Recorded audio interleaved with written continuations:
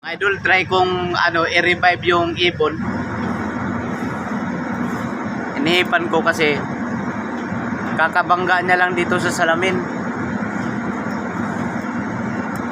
Tinted kasi yung salamin dito sa building, mga idol, oh. Ito sa taas. Diyan, oh. Oh, diyan siya nabangga.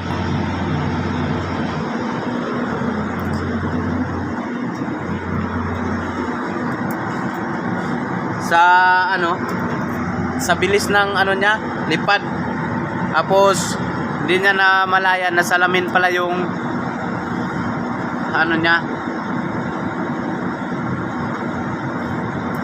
Wala, patay talaga, mga idol, oh. Inihipan ko kasi nakita ko talaga yung pagkahulog na at saka yung nangisay siya.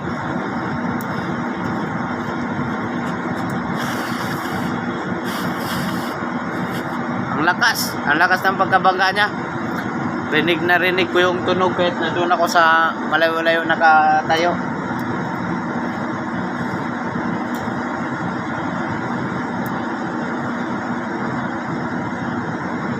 Wala, hindi na talaga mabubuhay to. Ang taba niya, mga idol, oh. Ano to, yung tawag sa amin pag sa probinsya, manatad. Yung dab. Oh. Oh. Yung sa dito sa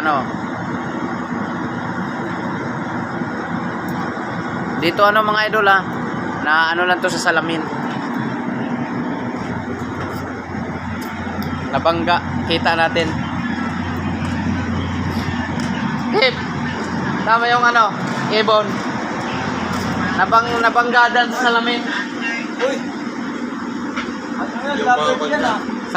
Sa bilis ng niya, hindi to. Yung mga ibon yan na magbibilis. Yung dab sa probinsya, yung manatad. Yung mga magbibilis sa Na siya?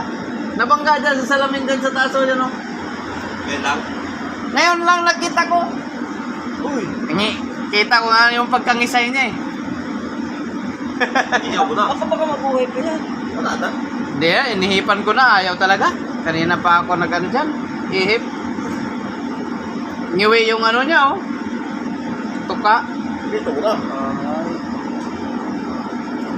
Sayang. Sa lakas pa naman ang niya, eh. Tunog na tunog. Rinig ko. Dyan ako nakaupo.